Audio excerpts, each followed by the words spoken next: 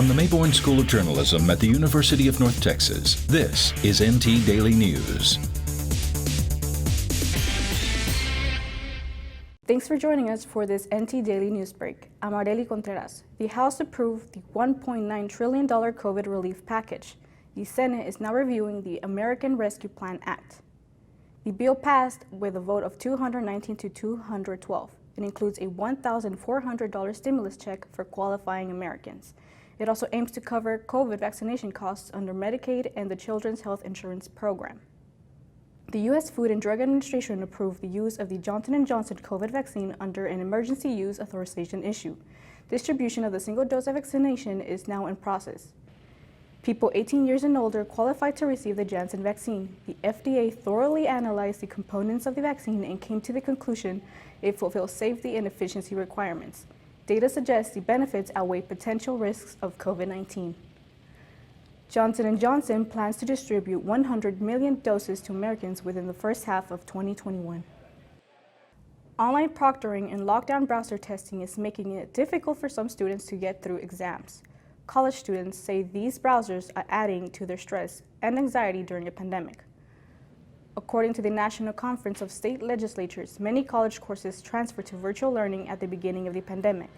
Students are expected to complete class assignments and exams at home. Some of these tests require students to use software that records their every move to prevent them from cheating.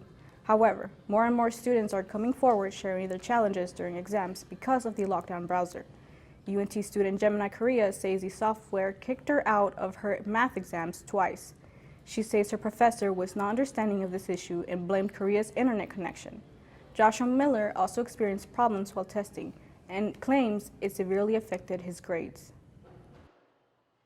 I'm so frustrated with the browser itself that whatever will get me through this test and out of this browser is an acceptable answer. It doesn't so much matter if it's the right one. And I know I've botched a few quizzes, tests, so on by the end just because I just didn't care anymore. UNT Spanish professor Maria Tovar says one of her students experienced camera issues during exams as well, but she will continue to require the lockdown browser because it is the only program available to prevent students from cheating. A Minnesota court heard arguments to change the charges on former police officer Derek Chavin to a third-degree murder charge. Chavin was initially charged with third-degree murder for the death of George Floyd, but it was moved up to the second degree. Prosecutors want to restore the previous charges as it will be much easier to prove. The trial is scheduled to start next week. Denton County Transportation Authority is reviewing a proposal that provides an on-demand service. I watched the city council meeting where board members presented their plans. Many Denton residents rely on public transportation services to get around the city, but fixed bus schedules have forced some locals to seek other sources of transportation.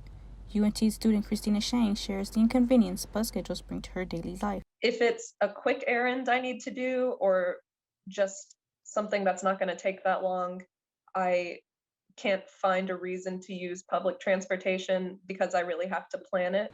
And I think that public transportation is a lot more useful when people can just kind of spontaneously get on and decide to go. The city of Denton is reimagining the future of its public transportation. According to the city's transportation consultant, Brandy Bird, the new service will be on demand for the public. The DCTA board selected transit company VIA as a provider. VIA will initially issue 25 vehicles, but more could be provided if ridership increases. So on-demand service, when we say that, what we're really talking about is something very similar to Uber Pool. So it's app-based, but they do have a call-in number. They have a customer service center in order to schedule trips for anyone who does not have a smartphone. DCTA board chairman Chris Watts wants to give riders a better service, but says it won't raise taxes. So the emphasis is not trying to save money, but it's to how can we, the money that we're spending, maximize the public transportation opportunities and options for the citizens that DCTA serves. This service will run on Mondays through Saturdays from 5 a.m. to 9:30 p.m. Hours are subject to change. DCTA asked VIA to operate on Sundays and holidays as well. The service will provide greater Denton City coverage at a faster frequency. The proposal is still in the planning phase, and DCTA has not decided on the cost of ride and launch date if approved.